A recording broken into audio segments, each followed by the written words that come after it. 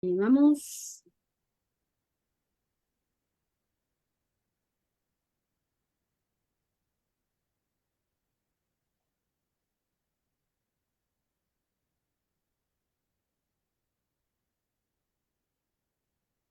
Muy bien, en honor a la puntualidad de todos, vamos a ir comenzando poco a poco con la presentación. Muy buenas noches, bienvenidos y bienvenidas. Gracias, doctoras Evelyn García y Luisa Morales, por aceptar nuestra invitación, por participar con nosotros en este esfuerzo, por compartir el conocimiento en la matemática. Voy a presentar primero a la doctora Luisa y luego a la doctora Evelyn García. La doctora Luisa Morales es profesora de la Facultad de Ciencias Exactas, Naturales y Tecnología de la Universidad de Panamá. Tiene una licenciatura en matemática de la Universidad de Panamá, una maestría en ciencias en matemáticas y didáctica de la Universidad Autónoma del Estado de Hidalgo, esto en México, y un doctorado en didáctica de las ciencias experimentales y la matemática de la Universidad de Barcelona en España. Ella actualmente es miembro del Sistema Nacional de Investigadores y presidenta del Congreso de la Asociación Panameña para Avances de las Ciencias, APANAC 2023. Entiendo que ha sido establecido a este año o es actualización. Es para este año, fue este año. Ok, ha dirigido su investigación hacia las ciencias, hacia las políticas educativas relacionadas con la formación de docentes en matemáticas, muy necesaria, por cierto. Nosotros necesitamos como país avanzar en eso. Estos han sido financiados por instituciones como el BID, CENACIC y la Unión Europea con el aval del MEDUCA y la Universidad de Panamá en particular. Bien, hasta ahí dejaríamos la presentación de la doctora Luisa Morales y vamos a presentar a la doctora Evelyn García. La doctora Evelyn García posee un doctorado en educación con especialidad en administración educativa de la Universidad Interamericana de Puerto Rico en San Juan, Puerto Rico. Y tiene una maestría en salud pública, una combinación bastante interesante, por cierto, lo considero, con una especialidad en epidemiología, recinto de ciencias médicas de la Universidad de Puerto Rico, también una licenciatura en ciencias de la Universidad de Puerto Rico, en el recinto de Mayagüez. Si no lo dije bien, por ahí me corrige, Puerto Rico. Ha sido catedrática de la universidad por 35 años, mucha experiencia en las facultades de Educación y Ciencias Ambientales en sistema universitario. Ella es miembro del grupo de educación matemática del GEN 21. Vamos a pedirle que también nos comente un poquito de eso, de su experiencia, de la Vicerrectoría de Investigación y Posgrado de la Universidad de Panamá. Es profesor visitante en la Universidad de Panamá, donde ha ofrecido cursos de máster y doctorado en Administración Educativa y Calidad Total. Miembro fundador del Comité de Bioética en la Junta de Revisión Institucional. Ha sido consultora para procesos de licencia y acreditación para la agencia Middle States Commission of Higher Education y también asesora de escuelas de artes plásticas de Puerto Rico. Ha elaborado y conseguido fondos externos por sobre $1 millón para más de 12 proyectos de capacitación de maestros en ciencias, ¿verdad? Bien, bien, entonces vamos a dejar por ahí las presentaciones. Tienen un currículo muy bonito, muy enriquecido, de mucha experiencia, y esa experiencia la van a compartir ahora con nuestros oyentes. Les agradecemos por estar acá. Le pedimos entonces a la doctora Luisa Morales que pueda iniciar su presentación. Bienvenidas y gracias. Bueno, para mí es un verdadero placer compartir con todos ustedes este trabajo que hasta el momento tenemos 5 años desde la iniciación del grupo de investigación en educación matemática, GEN 21, y agradezco enormemente a la Asociación de Matemáticos de El Salvador por dejarme presentar toda la evolución de este trabajo que es a través de la Universidad de Panamá y de la Secretaría Nacional de Ciencia, Tecnología e Innovación. Entonces, voy a explicar un poco cómo va a ser la agenda de la presentación.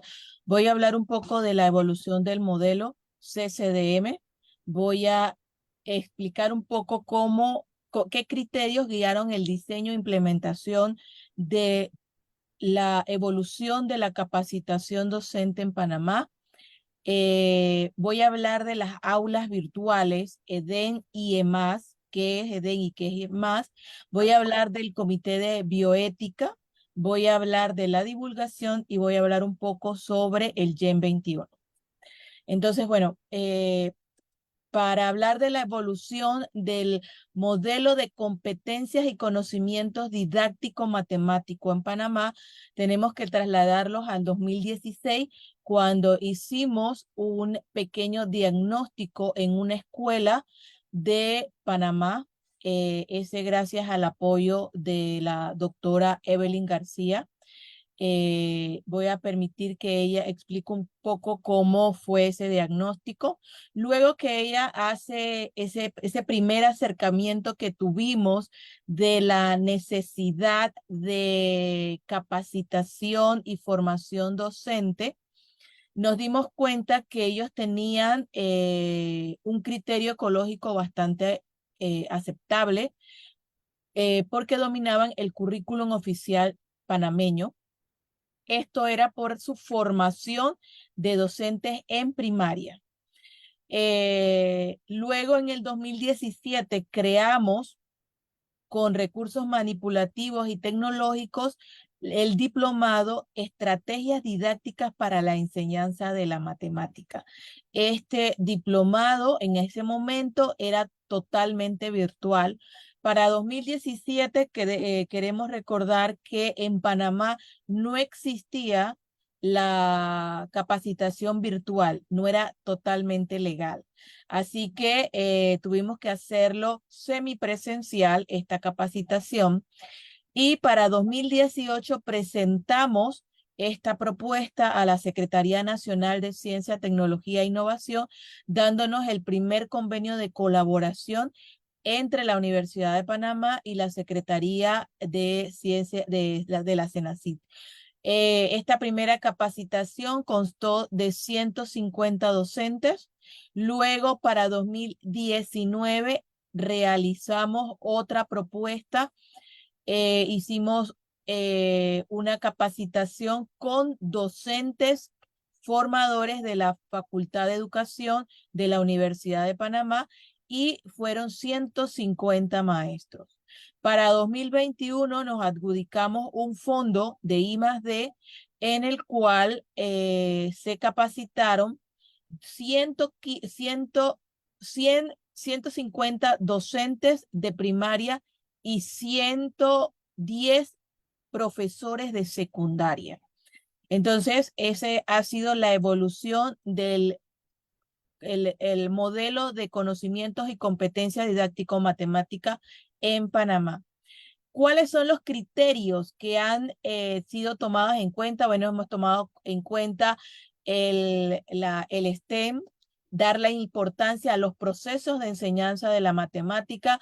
Hemos dado unas matemáticas contextualizadas en el área de Panamá. Hemos incorporado las TIC, un principio de equidad en la manera de enseñar y darles estrategias a los docentes, y ha sido una matemáticas activas para que el docente que está en ejercicio pueda capacitar a los estudiantes.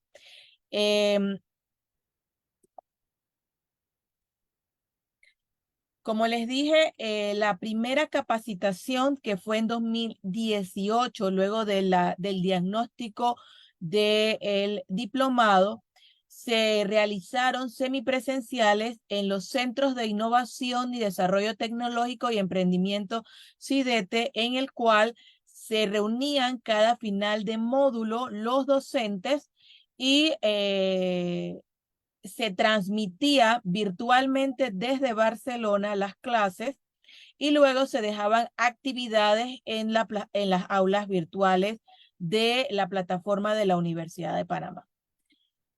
Bien, ¿qué es primero que todo la idoneidad didáctica para el desarrollo de la formación docente sobre la práctica? Lo primero que hacemos para diseñar e implementar el dispositivo formativo, evaluamos y revisamos la oferta de formación del Ministerio de Educación de Panamá.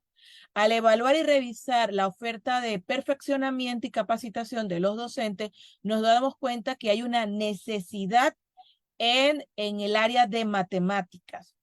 Estaba muy relacionado a la parte pedagógica, con lo cual realizamos una investigación y analizamos a través de un cuestionario validado los criterios que orientaban las prácticas en ese momento. Luego de ver cuáles eran las características que necesitaban los contenidos de las aulas virtuales, teníamos que crear estrategias que permitieran analizar y comprender situaciones referentes a los procesos de enseñanza y aprendizaje mediante que el maestro detectara qué situaciones, según el contexto donde él estaba, contribuyera a la formación de él y a través de la formación de él le transmitiera la enseñanza al estudiante. Por eso era muy importante que el estudiante estuviera que el docente estuviera en ejercicio. Entonces, al intervenir, ellos diseñan y valoran las actividades estratégicas que se dan en el aula virtual. El modelo de competencias y conocimiento didáctico-matemática está basado a través del enfoque ontosemiótico. Él analiza actividades matemáticas en los procesos de enseñanza y aprendizaje de la matemática. Son herramientas teóricas que desarrollan los docentes para trabajar las competencias de análisis de la actividad matemática, pero no me voy a centrar en todo el modelo de conocimientos y competencia didáctico-matemática, pero me voy a centrar en el análisis de la idoneidad didáctica. El análisis de la idoneidad didáctica dice que un docente tiene que tener 6 facetas o componentes. Tiene que tener una faceta epistémica, tiene que tener conocimientos especializados de contenido, tiene que saber los objetos y los procesos del lenguaje, los conceptos, las proposiciones, los argumentos, toda la diversidad de significados interconectados. También tiene que tener una faceta ecológica, tiene que saber el currículum, tiene que conocer la escuela, la sociedad que se encuentra en esa escuela donde él está dando clases. Tiene que tener una faceta mediacional, tiene que tener recursos teóricos y temporales para poder mediar su enseñanza. Tiene que tener una faceta interaccional, tiene que interactuar con el estudiante, tiene que tener un diálogo, una interacción, una comunicación del docente con el estudiante y también con sus colegas que están en un mismo nivel. Tiene que tener una faceta afectiva, tiene que tener una actitud, tiene que tener afectos, motivaciones, creencias, porque todo eso también se le transmite al estudiante. Y lo más importante, tiene que tener una faceta cognitiva, tiene que tener conocimientos matemáticos del cual él está enseñando. En pocas palabras, decimos que el docente es como un malabarista, tiene que tener todas las facetas, pero ahí es donde entra la idoneidad didáctica.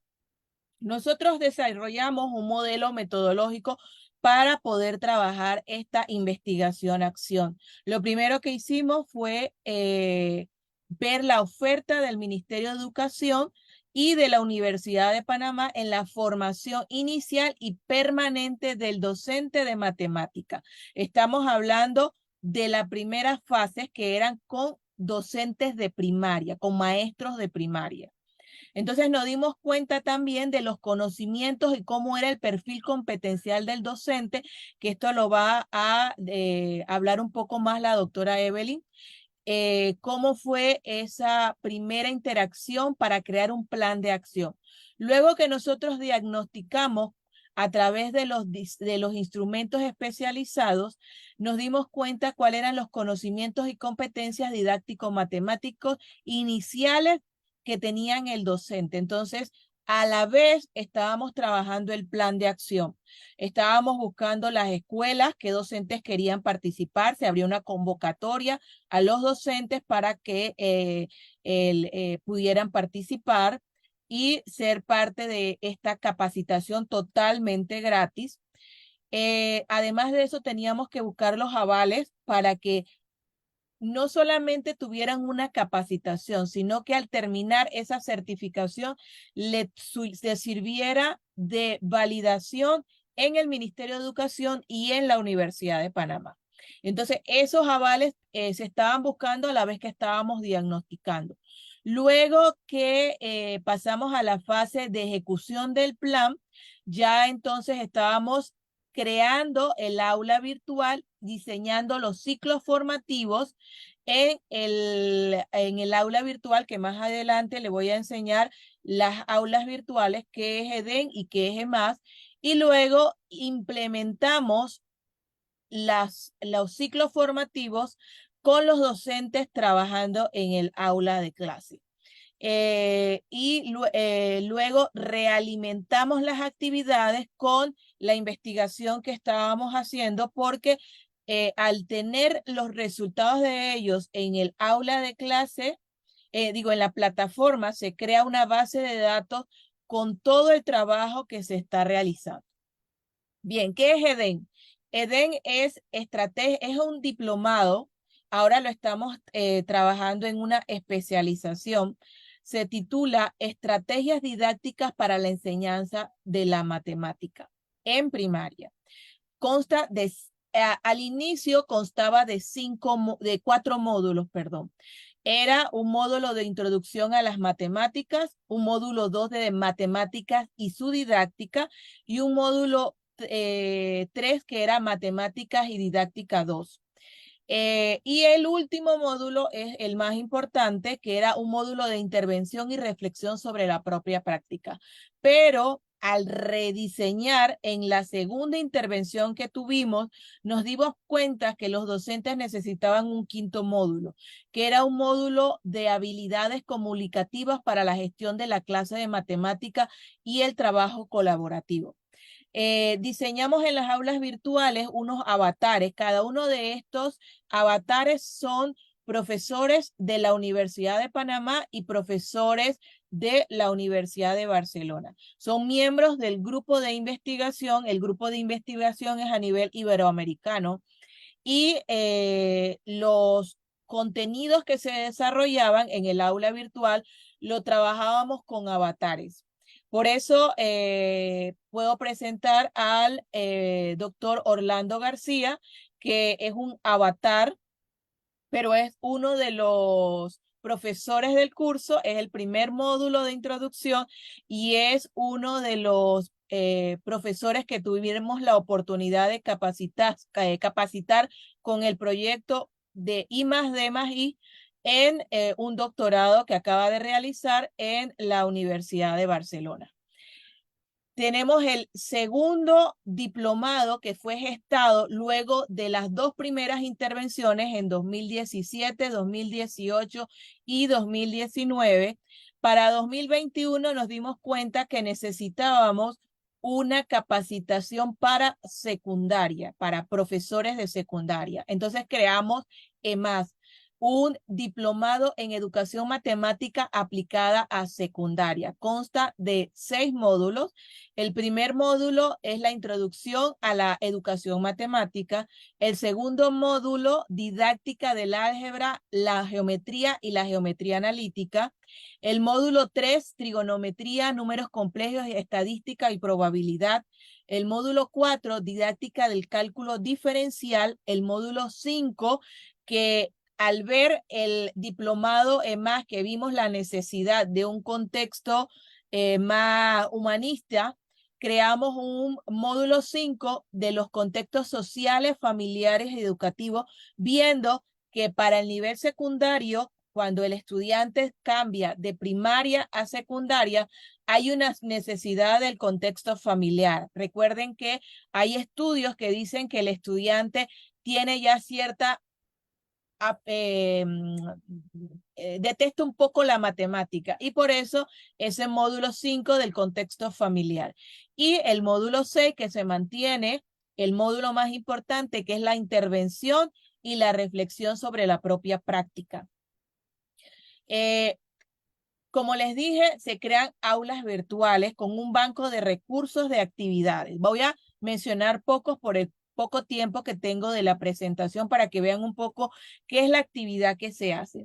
Vamos a iniciar con una actividad del módulo 1, tarea 7 del diplomado EDEN de primaria. Presentamos este problema y le decimos al docente que lo desarrolle como si fueran alumnos de preescolar, de primaria y de secundaria.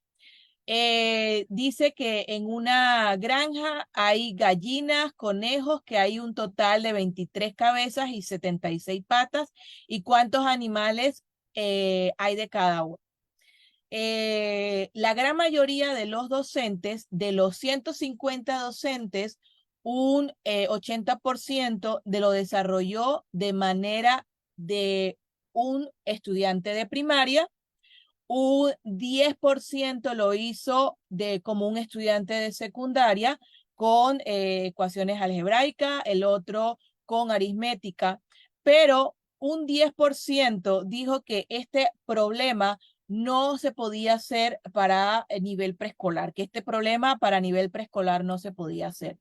Eso fue en la primera versión del diplomado en 2018. Para 2019 tuvimos la experiencia que una maestra de una provincia de Panamá hizo el problema para preescolar.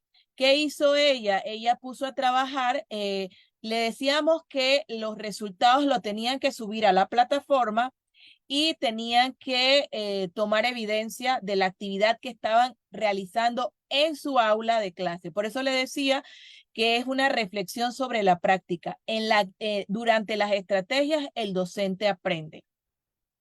Entonces la maestra le dijo a los estudiantes que tenían que traer masilla, plastilina y palitos de diente y formaban bolitas. Las bolitas eran las cabezas de los animales y colocaban los palitos de dientes. Entonces iban haciendo asociaciones para los conejos. Sabemos que tienen 4 palitos y para las gallinas 2 palitos. Y al final ellos daban con la respuesta de manera como un estudiante de preescolar. Recuerden que un niño de preescolar no tiene conocimientos ni aritméticos ni algebraicos. Otra actividad, otra asignación fue una tarea 8 en el módulo 1, que era ¿cuántos gajos tiene una mandarina? Le decíamos al docente que en el salón de clase tenía que decirle a los estudiantes que todos tenían que traer una mandarina. Entonces, le decíamos que llevaran cada uno las mandarinas, que les contaran los gajos y que aprovecharan y se las comieran. Y les preguntaran a los estudiantes cuántos gajos tenía una mandarina. Aquí esta maestra supo que tenía que desarrollar el concepto de promedio.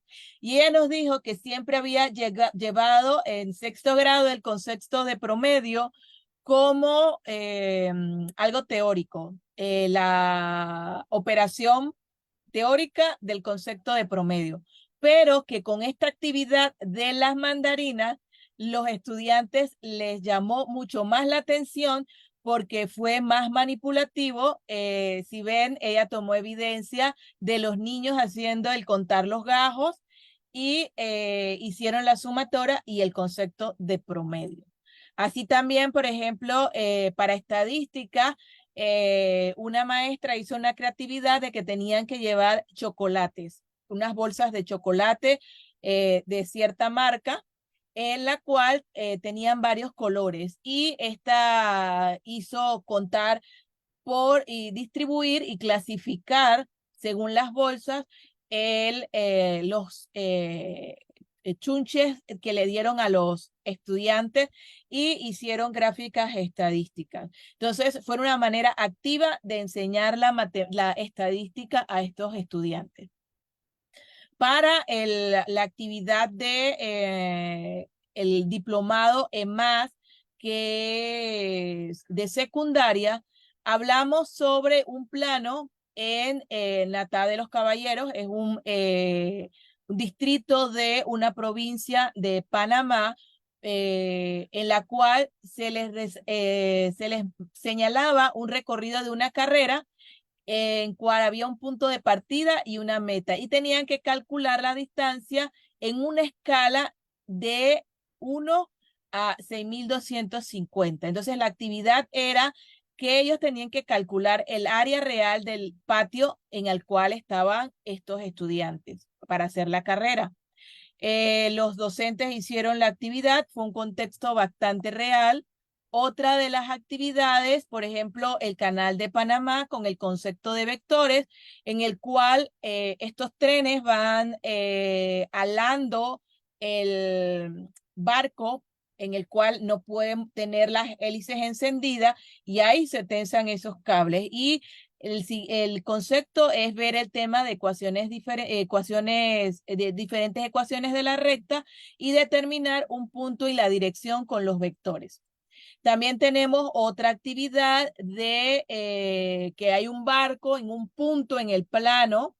Hacemos una maqueta georreferencial con 2 puntos A y B en una isla conocida en la provincia de Panamá. Hay una persona que manda un fax, un telefax a un barco y dice que hay un accidente en un punto entre un barco y la isla.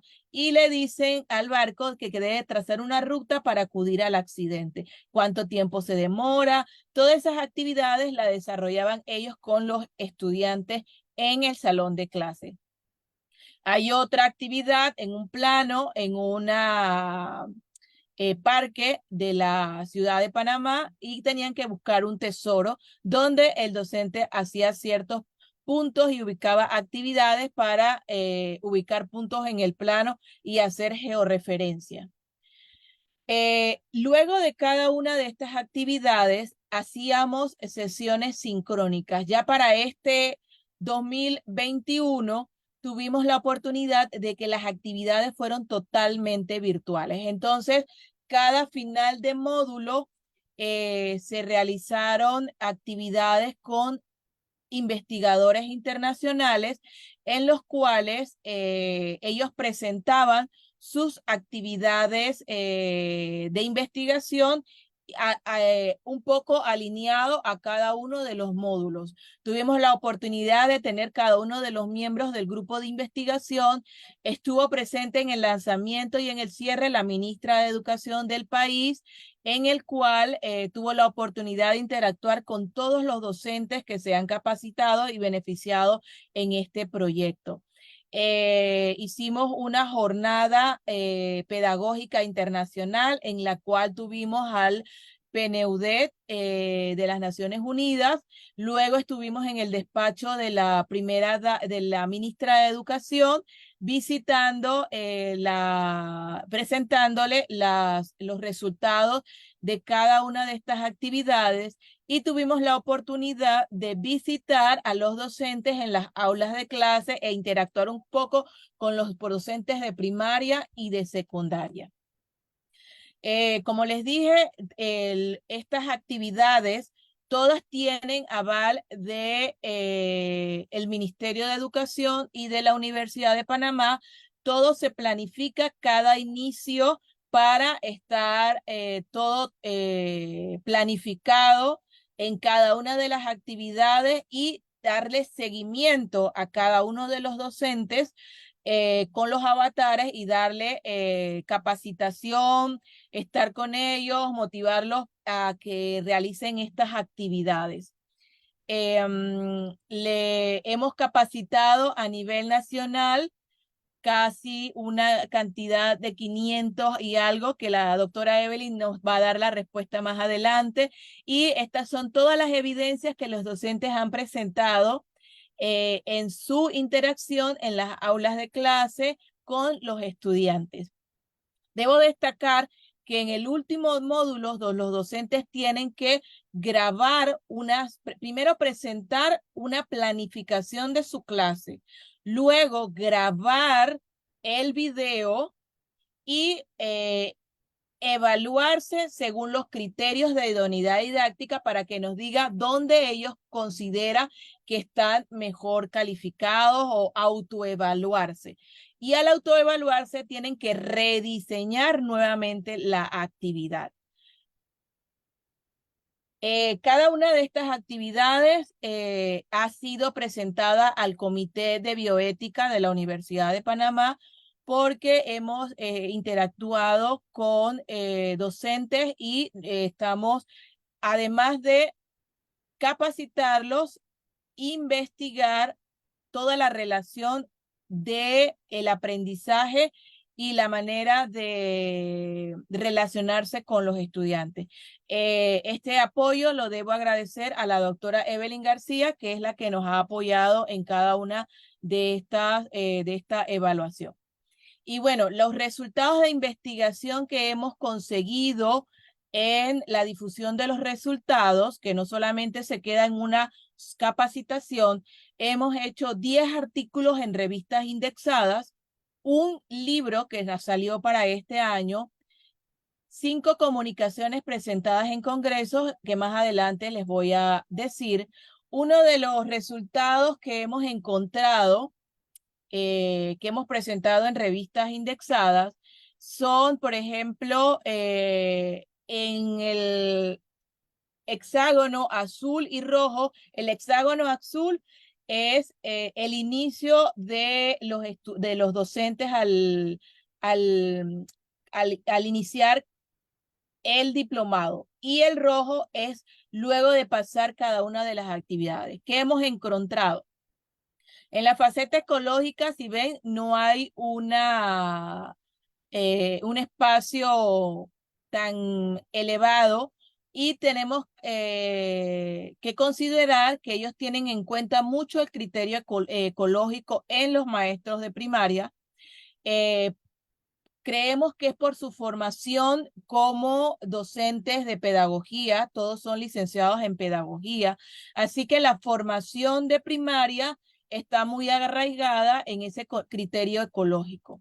Para la faceta epistémica y cognitiva es donde nos hemos dado cuenta que hay una gran deficiencia y hay una mejora en particular porque ellos contemplan poco la riqueza de proceso. Muchos llegan de manera muy teórica, no relacionan los conocimientos previos y con el diplomado, en algunas de las entrevistas, que más adelante voy a dar otros resultados, nos hemos dado cuenta que gracias a las estrategias que le hemos dado, ellos han mejorado su práctica en la enseñanza de la matemática.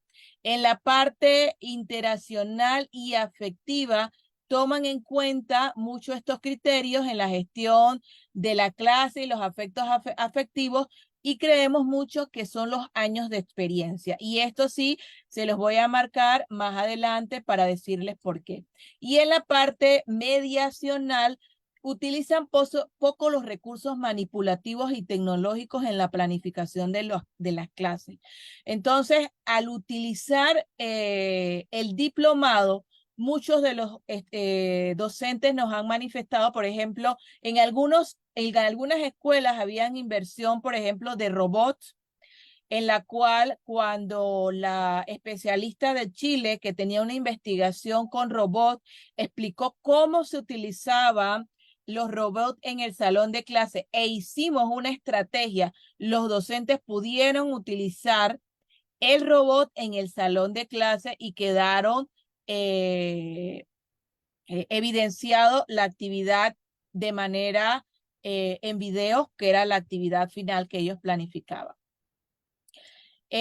¿Por qué les digo sobre la experiencia docente? En el proyecto del doctor Orlando García, que fue uno de los un artículo que él presentó en su estudio doctoral, tomamos 10 docentes, de los cuales él hizo una selección de estos docentes, creó un índice de criterio de idoneidad didáctica con el hexágono que yo acabo de presentar, pero no de manera general, sino individualmente, y hizo asociaciones que los docentes que tenían más años de experiencia tenían mejor el criterio de idoneidad didáctica, pero los docentes que tenían más actividades de capacitación en la especialidad de matemática, por ejemplo, Guadalupe, que tiene 9 años de experiencia, pero tiene una maestría, tiene diplomados, más este diplomado, nos dijo que con los criterios de idoneidad didáctica y la capacitación mejoró mucho más su expertez en la clase, y ella se sentía ahora con mayor dominio del conocimiento matemático. En la tabla de correspondencias de código, los docentes nos manifestaron que tenían un aprendizaje en las representaciones matemáticas. Ellos sentían que ya los estudiantes eran autónomos, que estaban emocionados a la hora de dar la clase de matemática, que había una conexión intra e interdisciplinaria, que había una alta demanda cognitiva en el aprendizaje, y que la parte cognitiva socioprofesional ya tenía un sentido práctico. O sea, el estudiante sabía que lo que él estaba aprendiendo más en el nivel secundario lo iba a utilizar en actividades de su profesión, porque al final, ¿qué es lo que queremos en cada uno de los ciclos? Que ese ciudadano tenga un aprendizaje y que sea útil a la sociedad y a su país. Como les dije, el trabajo que hemos realizado en estos 5 años han tenido una gran divulgación. Tenemos artículos en diferentes revistas indexadas a nivel internacional. Tenemos un libro en el que salió para el 2021, y se presentó el 2022, que se llama Hacia la transformación de la clase de matemática, algunas perspectivas, que fue del grupo de investigación al cual yo coordino y pertenezco con cada uno de mis compañeros que tienen sus grupos de investigación en los diferentes países, que más adelante voy a presentar. También tuvimos la oportunidad, con el último fondo que adjudicamos, participar en el PME, que es un congreso, una conferencia del Grupo Internacional para la Psicología de la Educación Matemática. Es un congreso bastante importante en el cual participamos como grupo de investigación y presentamos resultados de nuestras investigaciones. Y también estuvimos en el CERME 13, el Congreso de la Sociedad Europea de Investigación en Educación Matemática. Este fue en Budapest y el PME fue en Israel, y ambos presentamos como grupos de investigaciones la experiencia iberoamericana que tenemos en capacitación.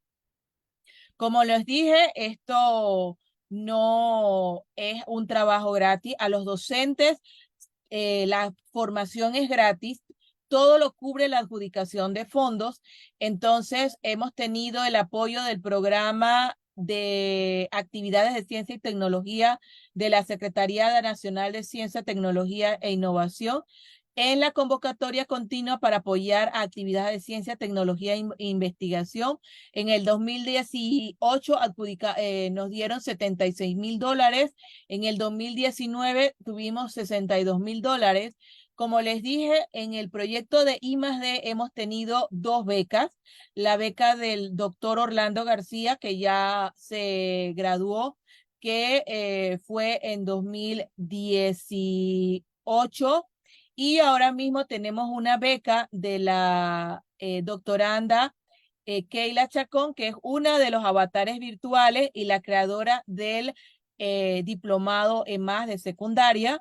También tenemos fondos de I+D+I del Ministerio de Economía y Competitividad de España, gracias al grupo de investigación en el cual pertenezco con mi mentor, el doctor Vicent Font Moll, que es el marco teórico que he presentado sobre el modelo de competencias y conocimientos didáctico-matemáticos. También tenemos un fondo de el miembro del Sistema Nacional de Investigaciones, SNI, y estamos próximos a que otros miembros del grupo de investigación ingresen a estos fondos para tener mejor capacitación y poder mejorar la adjudicación de fondos a nivel internacional. Y el último fondo, que es una convocatoria del Programa de Apoyo a las Actividades de Ciencia y Tecnología de I+D, un fondo de FIET 2021, en el cual nos dieron $60,000 para el desarrollo de ambos diplomados en 2021. Como les dije, esta actividad es totalmente patrocinada por CENACYT y estos son los miembros de los grupos de investigación al cual pertenecen de la Universidad de Panamá, de la Universidad de Barcelona, de la Universidad Autónoma del Estado de Hidalgo, de la Universidad de los Lagos, de la Universidad Católica de Maule y así sucesivamente. Y bueno, nosotros tratamos en los dos diplomados cumplir con los objetivos de desarrollo sostenible, fomentando un cambio de mentalidad en el docente tradicional, mecanicista e implementar las tecnologías matemáticas activas, donde el estudiante es el centro y potencia el conocimiento matemático fundamentado en el contexto real. Hasta aquí, muchísimas gracias por permitirme presentar el trabajo y ahora dejo a la doctora Evelyn García que va a ampliar un poco más la evaluación de estos 5 años.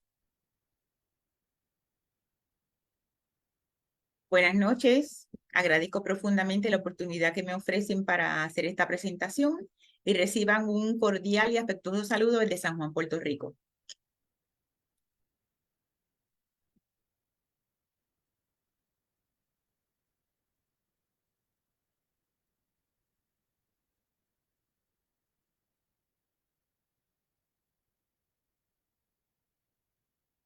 La parte que me corresponde está relacionada principalmente con el diagnóstico de necesidades y el seguimiento, visto desde la evaluación principalmente. Como todos ustedes saben, todas estas propuestas, estos proyectos de investigación necesariamente deben contener una sección de evaluación, ya sea porque la agencia gestora lo pide o simplemente porque los miembros de ese proyecto lo consideran como un elemento necesario. Así que básicamente les voy a dar unas ideas generales de cómo ha sido ese proceso de evaluación dentro de estos proyectos que ya la doctora les ha presentado. La agenda para esta presentación cubre los siguientes aspectos: diagnóstico de necesidades, plan de evaluación. Aquí me voy a fundamentar principalmente en el CIPP de Stoffelbin, que probablemente ustedes lo conocen ya, y voy a hacer un énfasis en la metodología de evaluación y seguimiento, utilizando métodos cualitativos y métodos cuantitativos. Como todos conocen, tanto la evaluación como la investigación están hermanadas metodológicamente. Por lo tanto, hay unas técnicas y unos procedimientos que se pueden utilizar intercambiablemente y que definitivamente son absolutamente importantes dentro de este campo. Como ya les indicó la doctora, estos primeros proyectos fueron fundamentados en necesidades.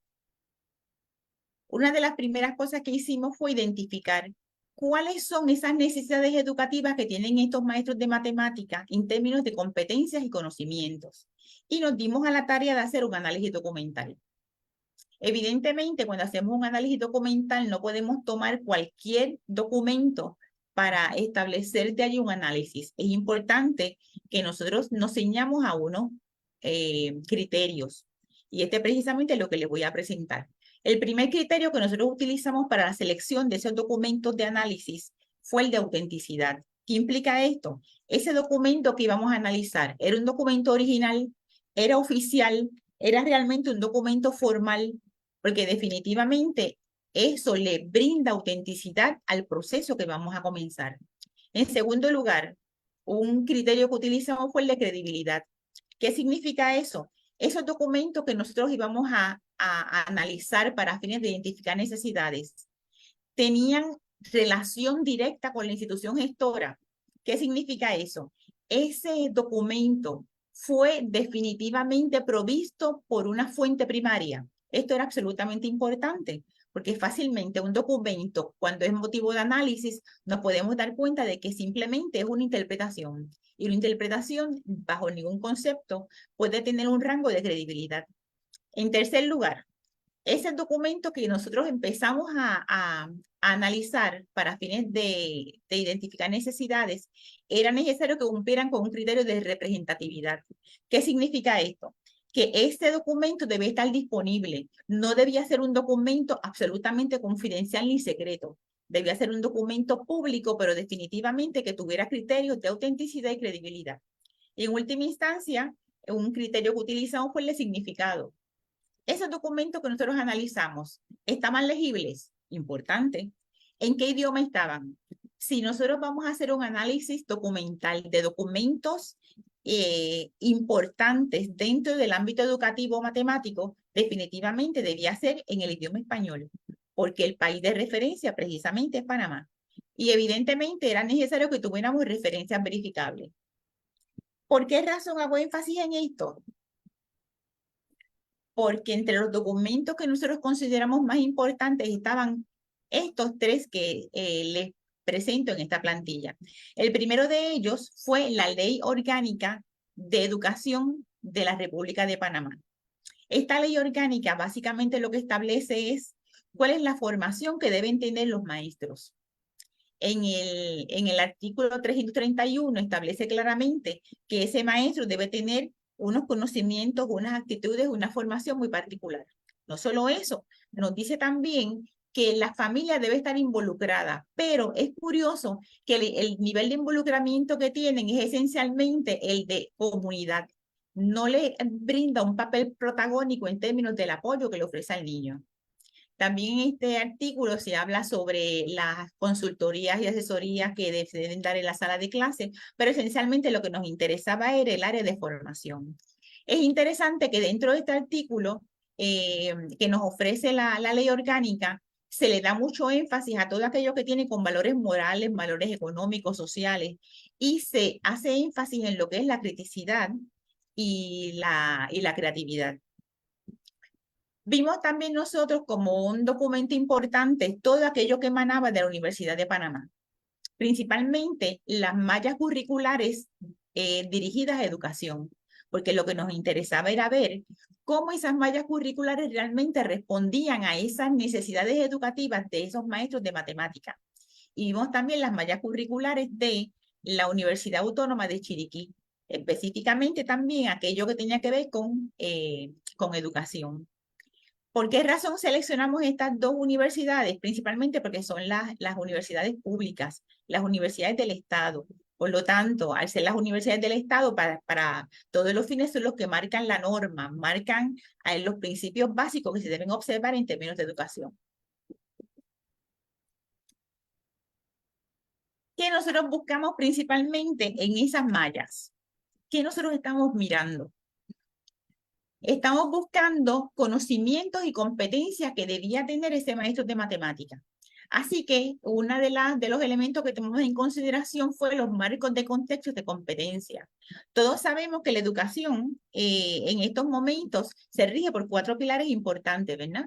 4 pilares del saber. Por lo tanto, dentro de esos pilares del saber, ¿qué competencias transversales y generales nosotros podíamos ir incluyendo para poder identificar cuáles eran aquellas que necesitaban los maestros? Hay una cosa que es importante que tomemos en cuenta. Hay diversidad de información, de conceptos y términos y valores que estaban incluidos en todas estas cosas. Pero definitivamente cuando vamos a hacer análisis documental es importante reducir ese contenido, reducirlo para poder llegar entonces a unas conclusiones. Así que ante eso, básicamente eso fue lo que hicimos. Claro, ya la doctora les ha enfatizado que este proyecto, este y todos los proyectos, porque vieron que ha sido un proceso muy complejo, han sido 4 diferentes proyectos. Todos ellos han estado enmarcados en lo que se conoce como el enfoque ontosemiótico. Y dentro del enfoque ontosemiótico, tal vez lo más importante es aquello que tiene que ver con las competencias o los criterios de idoneidad educativa. Por lo tanto, ante eso, esos elementos son los que nosotros íbamos a tomar en consideración. Cuando hicimos el análisis, ¿qué fue lo que encontramos? Establecimos una matriz general, donde a mano derecha teníamos nosotros los diferentes agencias gestoras o básicamente el documento que analizamos y teníamos la transversalidad de todas las competencias o las competencias profesionales. Y nos dimos cuenta de algo bien interesante y es que muchos de estos conceptos estaban inmersos tanto en la malla curricular de las 2 universidades como en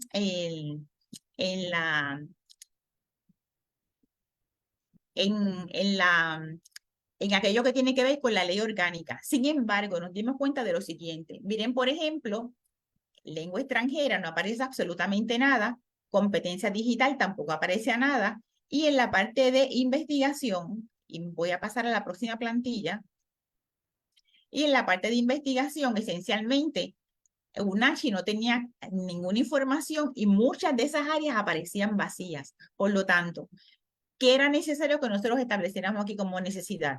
El hecho de que todas estas áreas de los criterios de idoneidad debían ser satisfechas. ¿Por qué? Porque este modelo parte de la premisa de que la matemática no es solo el hecho de que te enseñen a nivel epistémico y cognitivo. No, la matemática para ser bien aprendida tiene que tener un elemento de afectividad, de interacción, de ecología. Tiene que tener un elemento de somos personas, colaboramos todos, trabajamos en equipo, somos líderes y todo ese conocimiento que tenemos de matemáticas lo podemos entonces llevar al estudiante de una forma divertida y amena. Y precisamente a eso que se refiere este concepto. Esta tabla básicamente resume las competencias identificadas y como se dan cuenta ustedes, básicamente todos los documentos que vimos nosotros estaban dirigidos hacia valores y ciudadanía. Algo bien importante dentro de lo que se conoce como los criterios de idoneidad didáctica. De la misma forma, también tenían muchos elementos relacionados con la comunicación. Lengua extranjera, la Universidad de Panamá le daba énfasis, pero no así los demás elementos. Claro, hay que hacer una salvedad. Dentro del modelo que fue creado para fines de este dispositivo de formación, la lengua extranjera no tenía tanta envergadura, principalmente porque lo que nos interesaba atacar era todo aquello que tuviera que ver con la enseñanza de la matemática. Sin embargo, al utilizar tecnología, siempre hay unos términos y conceptos que son en inglés. Por lo tanto, aun cuando no se introdujo en estos módulos información que tuviera que ver con lengua extranjera, siempre en alguna instancia los participantes estuvieron relacionados con ella. Sí, debo hacer una salvedad. La ley orgánica establece claramente en el artículo 331 que el maestro en su formación debe llevar la educación en español y, de ser necesario, en el lenguaje de los pueblos originarios, pero no hace ninguna alusión a que tenga que dominar alguna lengua extranjera. De la misma forma, vemos nosotros en este resumen de competencias cómo las 3 instituciones, las 2 instituciones y la ley enfatizaban la reflexión, pero principalmente la ley orgánica es la que lo establece. En competencia tecnológica, ninguno de los 3 elementos analizados hacía alguna alusión a ellos, importante, sobre todo en esta pandemia del COVID que vimos nosotros últimamente. Y en última instancia tenemos ahí la relación con la familia. La ley orgánica nos hablaba a nosotros sobre la familia, pero desde un punto de vista comunitario, no desde un punto de vista de núcleo cerrado y de apoyo al estudiante. Así que definitivamente habría que darle algún énfasis dentro de este dispositivo formativo. Sí, se hablaba sobre competencias matemáticas, sobre todo la ley orgánica y la UNACHI. No precisamente la ley hablaba de competencias matemáticas, sino simplemente de competencias. Así que, y son competencias para formar al individuo, definitivamente la materia está incluida allí. En competencias didácticas de intervención, las 3 estaban incluidas, y en innovación e investigación, solo la Universidad de Panamá hace énfasis en ese aspecto.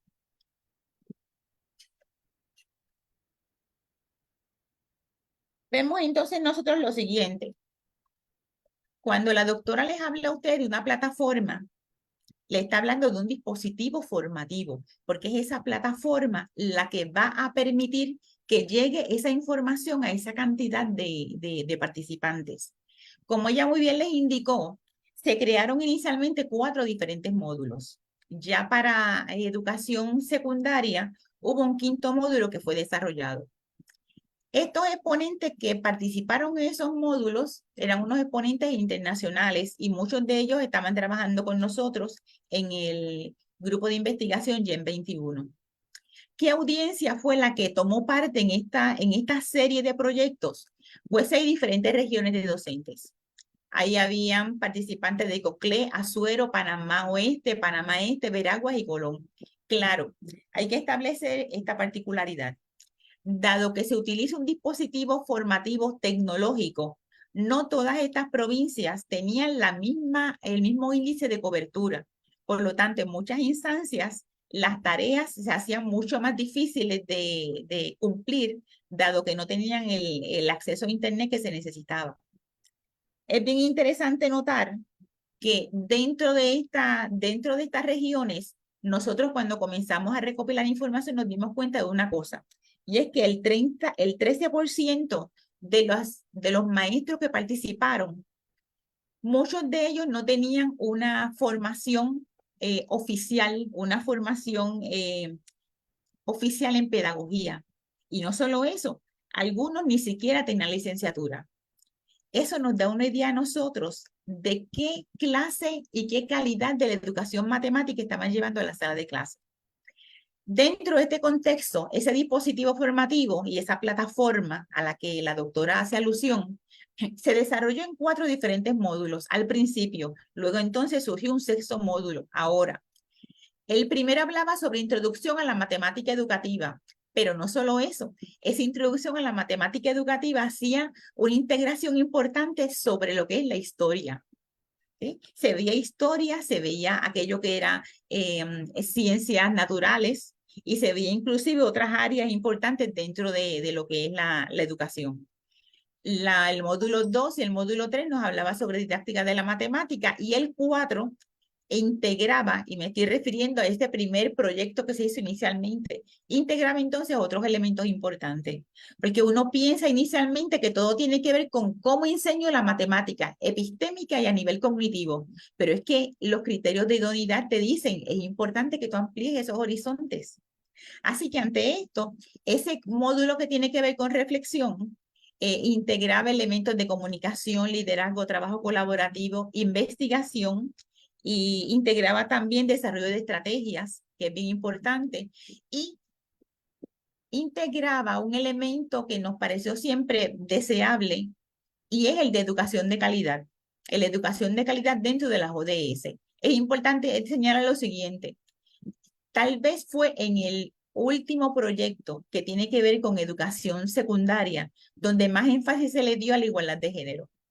Y allí recopilamos información específica donde podemos establecer cómo el maestro hace ese acercamiento, ese abordaje en estrategias cuando se está refiriendo a niñas dentro de la sala de clase. Plan de evaluación. Si bien es cierto que Senacid no pide específicamente un plan de evaluación, eso no significa que no sea necesario que lo tengamos. ¿Por qué razón? Porque piden siempre productos. Siempre que usted va a hacer una propuesta para buscar fondos externos, es importante que esas actividades y esos productos se alineen a los objetivos. En muchas instancias la gente suele ser muy creativa, establecen unos objetivos inalcanzables y luego lograr productos puede ser muy, muy difícil. Por lo tanto, aun cuando en la propuesta no pide específicamente un plan de evaluación, es importante que usted establezca unos mecanismos de evaluación interna. En este caso, usted podría utilizar varios modelos de evaluación. Puede usar un modelo de evaluación lógico, que es el más que se está usando en estos momentos, principalmente porque es un modelo más llevadero, es mucho más ágil, más corto, pero yo prefiero realmente utilizar aquello que tiene que ver con el modelo CIPP de Stoffel-Bean. Este modelo, yo siempre busco cuando hago evaluación 3 elementos importantes que se cumplen en ese proyecto. Responsabilidad. Y cuando busco responsabilidad, ¿qué es lo que me interesa? Esas acciones administrativas se llevaron a cabo en el plan, en esa cronología. Decían que iban a comprar un equipo en tal fecha. Eso ocurrió. Que se iban a comprar unos textos y que se iban a dar a los estudiantes en tales fechas. Eso también lo tuvimos. Que los módulos iban a ser desarrollados en tal etapa. Todo eso es importante para fines de esa primera sección de responsabilidad. Y evidentemente, el hecho de que se haga nos lleva a nosotros a concluir que se han cumplido con unos objetivos. Cuando entramos entonces a evaluar responsabilidad, ¿qué cosas podemos hacer nosotros para fines de ese proyecto? Pedir satisfacción del participante. ¿Se sintió satisfecho con la forma en que se condujo el proyecto? La administración respondió a las necesidades que ellos tenían. Las actividades se hicieron en las fechas que correspondían. Las estrategias estaban a tono con lo que se estaba ofreciendo. Eso definitivamente es lo más importante. El segundo elemento que yo tomo en cuenta, y lo digo para aquellos que en algún momento quieran desarrollar sus proyectos y tomarlos en consideración, es el de efectividad. En efectividad, ¿qué es lo que se busca? Las estrategias que se dieron en los módulos fueron efectivas. Esas estrategias realmente permitieron que se mejorara el conocimiento, las destrezas, las actitudes, las prácticas de la educación matemática. Por ejemplo, para fines del proyecto, de los proyectos a los que hizo alusión la doctora, ¿qué encontramos nosotros? Nos dijeron mayoritariamente que la motivación para tomar los cursos era mejorar su práctica y mejorar su formación profesional. ¿Sí? Claro, hay que tomar en cuenta una cosa. El Meduca ofrece unos cursos de perfeccionamiento que son obligatorios y tiene sentido porque es para que los profesores puedan dar sus clases de una forma mucho más capacitada, ¿no? Pero definitivamente, cuando se hizo el análisis, se encontró con que no profundizan lo suficiente todo aquello que tiene que ver con metodologías de matemática. Así que ante eso, nosotros cuando estamos evaluando efectividad, es importante que sean esos maestros participantes quienes nos digan, sí, como resultado de esto, mis estrategias fueron más innovadoras. Como resultado de esto, yo aprendí nuevas actitudes y nuevas destrezas. En este caso, ¿qué nos dicen ellos? Miren qué interesante.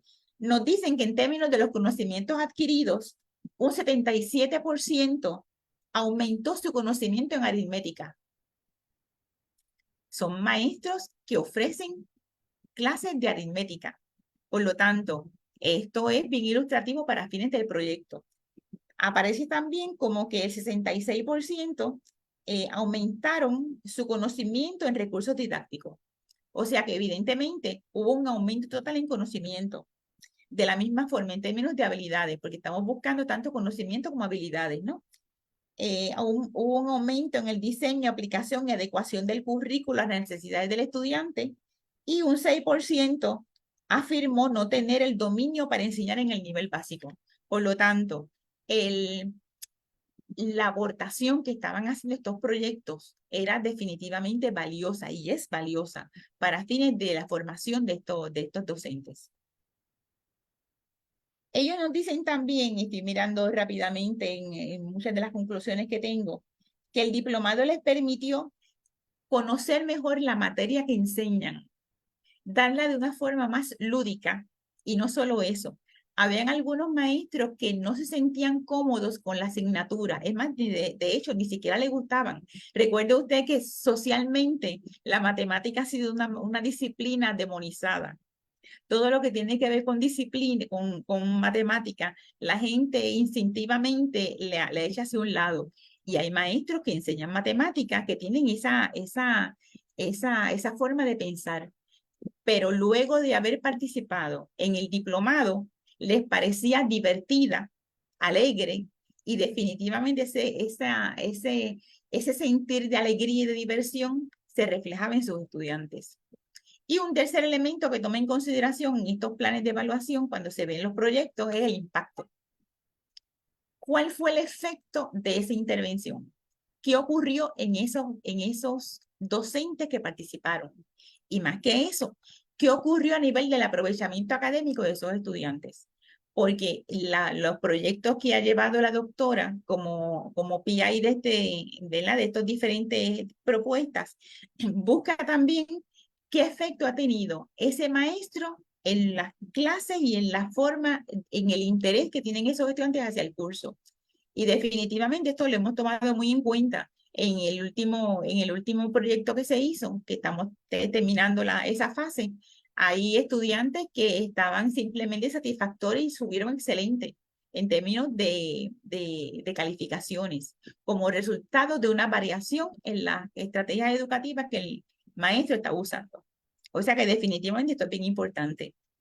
Nosotras siempre hemos tenido, ¿verdad? El deseo grande de hacer un proyecto donde se busque impacto a largo plazo. Porque en todas estas propuestas se ve el impacto a corto plazo, pero a nosotros nos gustaría mucho darle seguimiento a todos esos maestros que han participado en todos estos proyectos en un plazo de 2, 3, hasta 5 años y ver realmente cuál ha sido el impacto en sus prácticas educativas. Porque así podríamos decir nosotros que ha habido una innovación completa y no solo eso, lo podemos integrar a lo que son los best practices en Panamá. Así que esperemos que en algún momento surja algún fondo que nos permita a nosotras, ¿verdad?, hacer un proyecto donde buscamos el impacto a largo plazo. Cuando establezco el plan de evaluación, esencialmente lo hago de esta manera y aparece ahí en ese cintillo los objetivos de la propuesta, que usualmente no deben ser una cantidad exorbitante, con 4 o 5 objetivos que se establezcan es suficiente. Las preguntas de evaluación, que por eso es que les enfatizo, en muchas instancias estas agencias gestoras que dan los montos no piden plan de evaluación, pero sí es importante que nosotros tengamos ese plan de evaluación, por lo menos internamente, y nos hagamos unas preguntas de evaluación que estén relacionadas con esos objetivos. Porque a fin de cuentas, esas preguntas de evaluación me van a permitir a mí determinar si el objetivo fue satisfecho. Y el producto, más que nada, me va a determinar que sí, que realmente fue así. En la tercera columna incluye usualmente actividades de evaluación. ¿Qué es lo que se ha hecho para evaluar? Y eso lo vamos a ver en la próxima plantilla. En la fuente de datos y tipos de análisis, esencialmente ahí lo que incluyo todo aquello que tiene que ver con fuentes primarias y fuentes secundarias. Pues, ¿quiénes son mis fuentes principalmente? ¿A quiénes se entrevistó? Se encuesta maestros, administradores, ¿no? Familias. En este último proyecto, la doctora quiso incluir familia como un elemento importante. Ese es un concepto esa es una variable que no habíamos incluido en ninguna de las evaluaciones anteriores, pero la familia fue encuestada para fines de conocer cuánto apoyo le estaban dando a sus estudiantes, a su núcleo familiar. Y en última instancia, aparece en esa columna aquello que está relacionado con los indicadores. Siempre es bueno establecer indicadores. Por ejemplo, si a mí lo que me interesa conocer es cuán satisfechos estuvieron los participantes con las actividades que se le ofrecieron, establezco un indicador. Usted puede decir, pues el 80% de los participantes indicaron estar satisfechos con la calidad de las presentaciones. Perfecto. Eso significa que cuando usted administra ese instrumento, esa medición puede ser contrastada con el índice que ya usted estableció. Y definitivamente eso le ayuda luego a poder establecer, a sustentar sus objetivos. Como parte de esta presentación, había incluido unos links donde usted podía ver los diferentes cuestionarios y preguntas guías y todo esto que hemos hecho. pero en caso de que les interese, al final de la presentación está mi correo electrónico que pueden solicitarlo y yo se lo puedo enviar para que tengan una idea de cómo hemos estructurado nosotros esa búsqueda de información para poder evaluar. Como les indiqué anteriormente, la evaluación no está alejada de la investigación para nada. Están las dos unidas metodológicamente. Y para fines de estas evaluaciones, de estos proyectos, siempre le han solicitado a la doctora que someta unos documentos a nivel formativo y a nivel sumativo. Todos nuestros proyectos a mediados del curso que ha sido aprobado deben someter un informe y un informe final donde se acumula todos aquellos datos que han sido importantes y que nos permiten establecer si los objetivos fueron satisfechos. Así que, ¿qué actividades o técnicas de evaluación hemos utilizado nosotros? Siempre es importante establecer unas evaluaciones que tengan un tinte cualitativo y cuantitativo, que sea una evaluación mixta. Eso es bien importante, principalmente porque si luego usted va a hacer triangulación metodológico de fuentes, tiene elementos más que suficientes para llegar a conclusiones. Por lo tanto,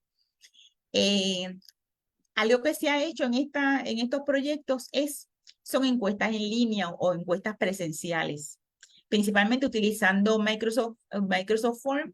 Se hace una encuesta, obviamente considerando los objetivos de la propuesta, y esas encuestas han estado relacionadas principalmente con percepción de los participantes, con las competencias que poseen, que han podido adquirir, con el conocimiento matemático, con destrezas tecnológicas, y hemos hecho estas encuestas en muchas instancias al principio del proyecto y al final del proyecto, porque esto nos permite ver el cambio realizado. Evidentemente, no podemos ir por la vida administrando cuestionarios, haciendo grupos focales de entrevistas, simplemente porque sí. Todo esto debe tener el aval de lo que se conoce como el Comité de Bioética. El Comité de Bioética es el comité institucional que establece todas aquellas garantías importantes para asegurar la confidencialidad de los derechos humanos. Por lo tanto, toda aquella investigación o evaluación que involucre personas y más que nada niños y familias, es importante que se someta el protocolo de investigación para fines de la aprobación del comité. No solo eso, esta aprobación del comité es importante. Ellos emiten una certificación con un número y cuando usted realiza alguna publicación en una revista indexada, siempre es importante colocar que ha pasado por un proceso de evaluación de parte del Comité de Bioética. Le confiere muchísima credibilidad. Para fines nuestros, hicimos una parte cuantitativa, siempre lo hacemos en todos nuestros proyectos, y también tenemos una parte cualitativa. Esta parte cualitativa, evidentemente, se hace con grupos focales, que pueden ser presenciales o en línea. Nosotros principalmente lo hacemos con grupos focales presenciales. Sí, esto tiene alguna desventaja. Los maestros no siempre están disponibles. A veces hemos hecho grupos focales donde tenemos el máximo 12 maestros, pero en otras instancias lo que hemos tenido son 2 o 3. Así que esto se puede apuntalar como una limitación. No obstante, la información que ellos brindan siempre es bien importante y siempre se les garantiza el hecho de que es absolutamente confidencial. No hay nombres, no hay absolutamente nada. De estos grupos focales, igual que en las entrevistas en profundidad, siempre surgen unas grabaciones o unas transcripciones. Cuando nosotros hacemos estos proyectos, principalmente vamos tomando nota a manuscrito, porque a veces la grabación puede ser un elemento disuasivo, puede ser un elemento de mucha resistencia de parte del participante, así que a veces lo preferimos de esa manera. Evidentemente, si usted hace entrevistas en profundidad, fuentes primarias, y por fuentes primarias me refiero al participante que fue el que tomó ese diplomado, pues definitivamente va a tener una información más fidedigna. Eso es así. Pero en muchas instancias, esas entrevistas en profundidad a veces no tenemos a todos los maestros para poder seleccionarlos nosotros. Por lo tanto, ante ese hecho, lo que hacemos es que utilizamos un muestreo bola de nieve. Le preguntamos a ese primer participante, ¿hay algún otro maestro que piense que nos puede dar información relevante sobre este proceso? Y ese maestro nos refiere a otro maestro y así continuamos esa cadena. Por eso es que se conoce como maestro de bola de nieve o en cadena. Pero definitivamente es una técnica bien acertada para fines de la evaluación. También hemos contemplado en algún momento la observación participante, pero no es conveniente. No es conveniente porque eso implica en muchas instancias entrar a la sala de clase y entrar en contacto con los niños. Y el comité de bioética siempre es sumamente reservado y en ese aspecto. Así que ante eso es preferible hablar directamente con las familias o hablar con los maestros o con los administradores y tomar de allí la información que nos parece más relevante.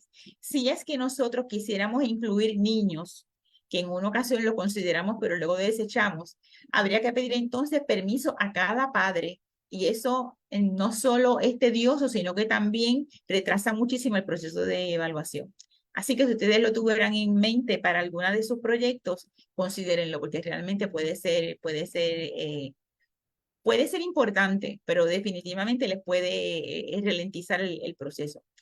También en términos cualitativos tenemos el análisis documental, que siempre se hace tomando en consideración los criterios que ya les señalé, y visitas a las escuelas. Eso sí nos gusta mucho. Visitamos las escuelas, conocemos los directores, nos entrevistamos con ellos y definitivamente la información que ellos nos dan es sumamente valiosa siempre.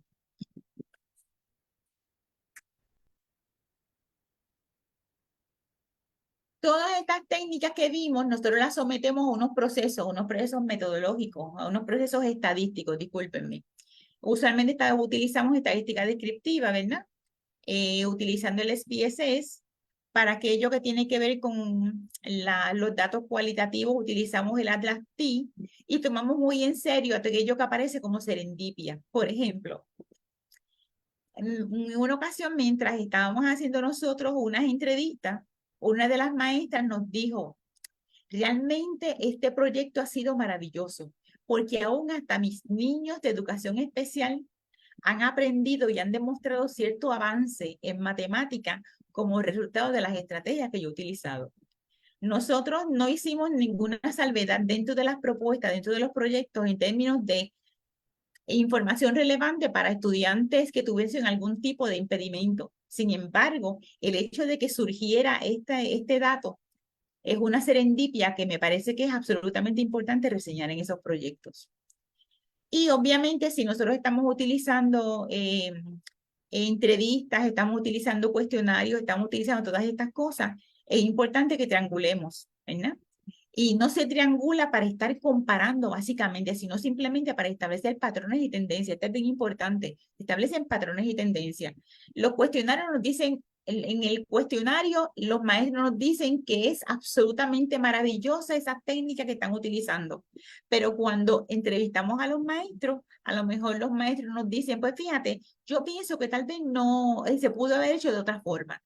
Eso nos permite a nosotros contrastar unas informaciones con otras y definitivamente es importante. Para fines de los proyectos que hemos establecido nosotros, siempre ha habido tangencia entre lo que aparece a nivel cualitativo y a lo que aparece a nivel cuantitativo. Siempre ha habido datos que se vinculan unos con otros cuando hacemos la triangulación metodológica y la triangulación de fuentes. Así que definitivamente nos podemos sentir orgullosos de los proyectos que se han establecido bajo el liderato de la doctora.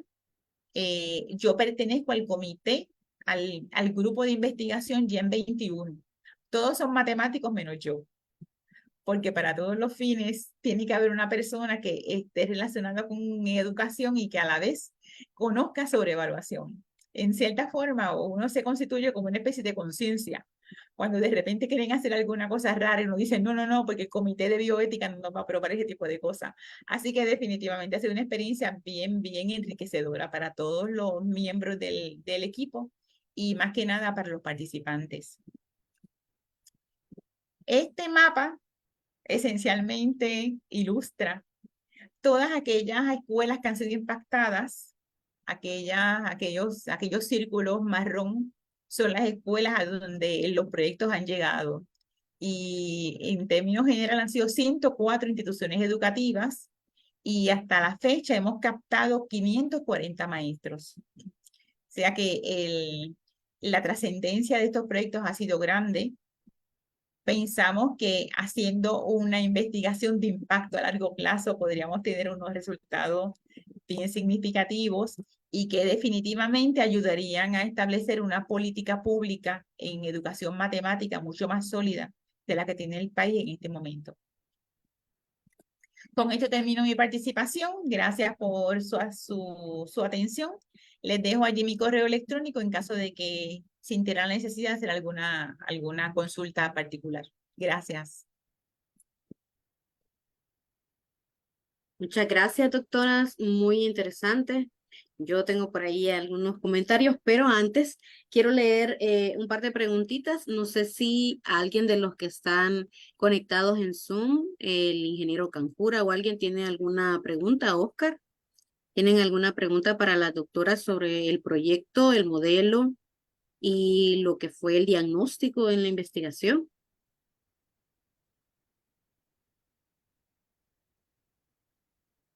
Sí, la pregunta es si ustedes saben o tienen esa desconfianza de que se pueda replicar el modelo en otros países o la realidad es muy particular de Panamá.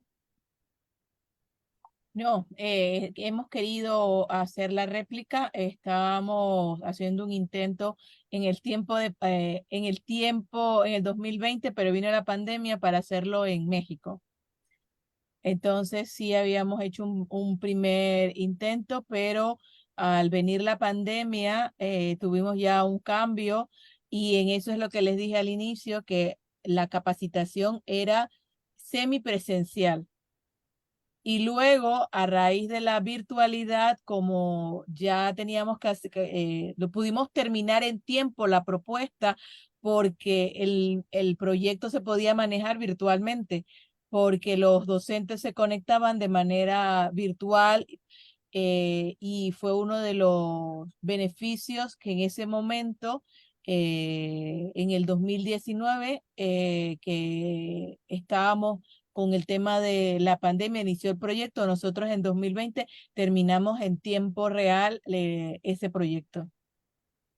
Sí, respondiendo a la pregunta de Oscar, es completamente replicable el modelo dentro de cualquier otro contexto y principalmente ese centro o suramericano. Ahora hay que tomar en cuenta algo y es que los participantes reciben un estipendio, reciben una ayuda económica, ¿verdad? En este sentido, habría entonces que replicarlo en un lugar donde ya sea a nivel gubernamental o alguna agencia como Senacid estuviese dispuesta a ofrecer un monto para poder realizarlo. Claro, el hecho de que haya una ayuda financiera, ¿verdad? Y que no tengan que invertir los participantes, eso es un aliciente bien importante, porque eso retiene esas participantes, pero a la vez la calidad de la enseñanza que se ofrece, yo diría que es determinante para que finalmente el participante se quede en el diplomado. Poseen doble ganancia. Claro. Muy interesante. Bien, quiero hacerles un par de preguntas que hacía Oscar de Jesús Águila a través de nuestra plataforma del Facebook. Él dice que el trabajo docente que se realizó a nivel de primaria definitivamente para él es vital para el desarrollo de competencias matemáticas, con pasión y determinación. Entonces, le hace una consulta sobre ¿cuál fue el estado de formación de los docentes en el área disciplinar? Si ustedes lo determinaron en algún momento, determinaron si ellos tenían buen dominio en álgebra, en el caso de los de secundaria, no sé si trigonometría, en aritmética, si ustedes hicieron alguna determinación del nivel matemático. ¿Qué lecciones se obtuvieron para próximos proyectos de formación docente en didáctica y la resolución de problemas? Si se vinculó la parte de didáctica con la resolución de problemas. En la parte del diagnóstico inicial de los docentes en el área de matemática para los maestros, sí había una necesidad en la formación inicial del docente porque carece de ese conocimiento matemático, porque al ser licenciados en educación, ellos tienen que tener dominio en todas las disciplinas pero la formación de matemática hasta el 2020, que hubo un cambio en la reestructuración de la licenciatura en primaria en la Universidad de Panamá, solamente contemplaba un semestre, 2 semestres del primer año de la licenciatura. Creo que no estoy segura, como no hemos hecho otro estudio más, creo que ahora son 2 años de matemática. Entonces, sí había una debilidad, pero con la capacitación continua hay oportunidades de mejora en esa formación. Para secundaria, no podemos dar muchos resultados porque en este momento estamos esperando 2 publicaciones de este último fondo que adjudicamos, pero también hay necesidades en la parte de enseñar la matemática. Hay mucho conocimiento matemático, pero no cómo transmitir ese conocimiento matemático. Ok, muy interesante. Otra pregunta que... Y de propuestas, creo que ahí sí la doctora Evelyn puede manifestarle un poco la propuesta que tenemos para el próximo año en los fondos de I+D que hemos estado estructurando sobre una nueva metodología que queremos implementar. Ok, Sí, realmente queremos nosotros ampliar el horizonte de todo lo que hemos hecho y nos interesa mucho profundizar mucho más en lo de familia, en todo aquello que tiene que ver con familia, cómo nosotros podemos preparar esas familias para poder ofrecer mejor apoyo a sus hijos, a sus hijas. Y tal vez una de las cosas más importantes que no lo enfatizamos cuando dimos la presentación ahora. En este último proyecto, se le preguntaba a los docentes si ellos hacían algún tipo de diferenciación al ofrecer matemática entre los niños y las niñas. Los docentes están muy claros en que las niñas trabajan en equipo, que prestan más atención y tienden a ser más conciliadoras. Sin embargo, cuando tienen que ofrecer posiciones de liderato y tienen que dar alguna directriz más específica, tienden ellos a dársela a los niños y no a las niñas. Porque por alguna razón ven a la niña desde el punto de vista más tradicional como un ser más pasivo, más conciliatorio, más tranquilo, cuando realmente ya tienen todo el potencial para desempeñarse de otras maneras. Así que definitivamente los próximos proyectos, este ODS de igualdad de género debe ser más enfatizado y sobre todo a nivel familiar. bien. No sé si ahora hay otra pregunta de los que están acá participando. Bien, fíjense que yo hallo muy interesante, me encantó el estudio, me encantó mucho. A mí me encantaría como la inquietud que tiene Oscar Armando, que se implementara también en El Salvador. Actualmente yo estoy haciendo también una investigación en relación a la formación docente con esto de el desarrollo de competencias matemáticas.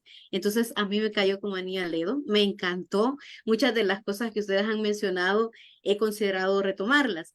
Y una de las inquietudes que me surge en este proceso que ustedes realizaron es en cuanto a lo que es primero el paso del diagnóstico, diagnosticar toda la situación que tenían los docentes y luego ver, por ejemplo, cómo ellos necesitaban atención en ciertas áreas. Yo quisiera saber si ustedes en el país, en Panamá, tienen o poseen más bien el Ministerio de Educación. Acá, por ejemplo, en El Salvador se tiene un sistema que se llama SIGO, que es un sistema de registro de los docentes en relación a su formación académica y profesional. Esto constituye su formación en universidades y también en cursos que ellos vayan teniendo de capacitación. Entonces, en Panamá se tiene esta estrategia o este... No. No, no tenemos ese es algo que se le ha planteado bueno, a los ministros, porque ya realmente esta última ministra ya hace un cambio para el otro año de gobierno, pero sí se le ha presentado propuestas de georreferenciar a los docentes. O sea, nosotros no sabemos, por ejemplo, en el área de matemática, de licenciatura en matemática, ¿cuántos profesores de matemáticas hay? Sabemos de maestros por el tema de los nombramientos en las escuelas, pero no tanto cuántos profesores de matemáticas hay. Entonces, esa libertad o no tanto libertad, ese dato abierto como tal no existe. Entonces, no podemos saber, porque cuando hacemos las investigaciones necesitamos saber lo que tú dices, cuántos docentes hay, qué tipo de nivel. Lamentablemente no No tenemos se eso, así tiene. que a lo mejor es mucho más fácil la capacitación en El Salvador, porque ustedes ya tienen toda una base de datos de los docentes. Y algo que no dije, que la capacitación es bastante económica en el sentido de que tenemos acceso a capacitar a nivel nacional, porque todos simplemente lo pueden hacer con un celular, ingresan a la plataforma y van haciendo las actividades. Entonces es bastante interactivo. Ya no es como antes que tenías que ir a un salón de clase con el profesor.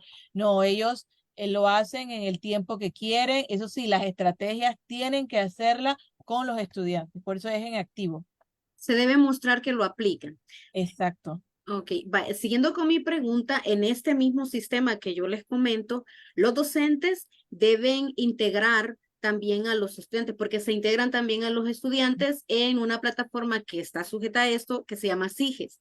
Y dentro de esta, en nuestro país se hace lo que es el registro de notas de los estudiantes. Yo quisiera saber si ustedes, a raíz de implementar este modelo de formación de la didáctica de la matemática, en algún momento tuvieron la oportunidad o la opción de evaluar cómo los docentes o preguntarles más bien a los docentes cómo era el desarrollo o el rendimiento académico, mejor mi pregunta, el rendimiento académico de los estudiantes antes de su participación en el diplomado y luego después. Sí. ¿Se hizo en algún momento esto?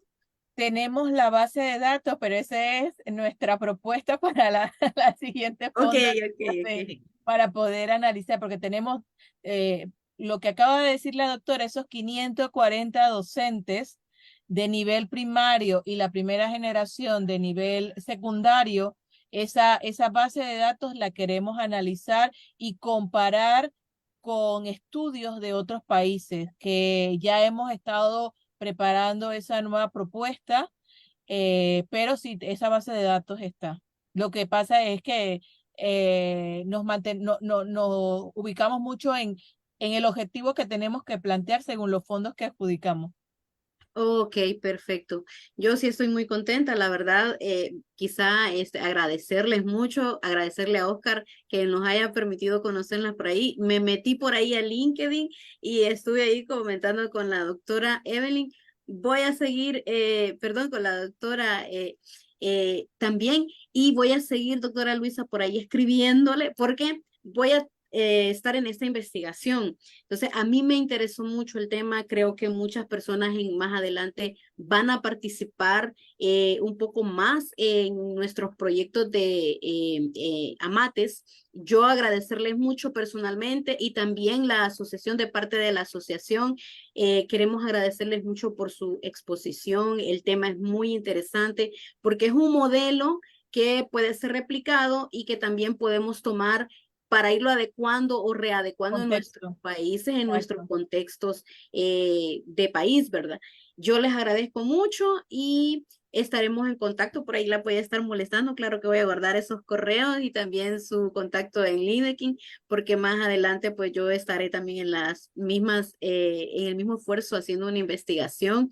Gracias a Oscar también por este esfuerzo y pues felicitarles y primero Dios que se pueda hacer en el tiempo, porque sería muy interesante ver este estudio a posteriori, por ejemplo, ver cómo impactó en los estudiantes que desde primaria tuvieron la experiencia con estos con estos docentes ya en ese diplomado y luego fueron ya a secundaria también con docentes ya capacitados en ese diplomado. Una de las cosas más que me llamó la atención fue estos índices de los docentes en cuanto a su experiencia académica. Esto entiendo está documentado. Si quieres, ese trabajo es el proyecto doctoral del doctor Orlando García, que podía ampliarle un poco más, yo simplemente lo presenté, pero algo que tampoco dije por poco tiempo es que parte de los docentes capacitados en el diplomado se consiguió fondos para que estudiaran una maestría en la Universidad Internacional de La Rioja, también totalmente virtual. De esos docentes, creo que se graduaron 10 a nivel de maestría. Entonces, algo que cuando conocí a Oscar, que él decía que querían hacer maestrías a nivel latinoamericana, se puede organizar, se puede buscar fondos a nivel europeo, se puede hacer convenios con cada una de las universidades, porque ¿qué es lo que se necesita? La validación de esos títulos cuando finalicen esos estudiantes puedan continuar y hacer también un continuo del doctorado. Entonces, realmente no se necesita estar en un país, sino manejar todo en una sede, en una plataforma para que todos tengan acceso y hacerlo así como nos estamos viendo ahora en fases sincrónicas, como le presenté que hacíamos con los docentes cada finalización de curso y clases asincrónicas donde ellos tenían que demostrar que estaban haciendo las actividades. Entonces, claro que sí se puede a nivel regional, que es lo que queremos ahora, y quiero agradecerle a Oscar, al exministro Canjura, la oportunidad de hacer la presentación e internacionalizar mucho más nuestro trabajo gracias a la Asociación de Matemáticos de El Salvador. No sé, doctora Evelyn, si usted quiere dar un agradecimiento también. Sí, definitivamente. El hecho de poder compartir los resultados de estos proyectos con otras personas y que les pueda ser de utilidad para nosotros siempre es una experiencia muy especial, porque a fin de cuentas eso es lo que busca un educador, Así es. que la labor que realiza pueda ser de provecho para muchas personas, independientemente de la zona geográfica. Así que el hecho de compartir con ustedes realmente es un placer y estamos a la disposición de seguirlo haciendo. Ok, muchas gracias, doctora Luisa Morales. Muchas gracias, doctora Evelyn García. Ha sido un gusto y esperamos pues tenerles más adelante acá nuevamente. Gracias y un Gracias. saludito hasta Panamá y hasta San Juan, Puerto Rico. Buenas Hasta noches. luego. Cuídense, Muchísimas buenas gracias. noches. Bye. Gracias.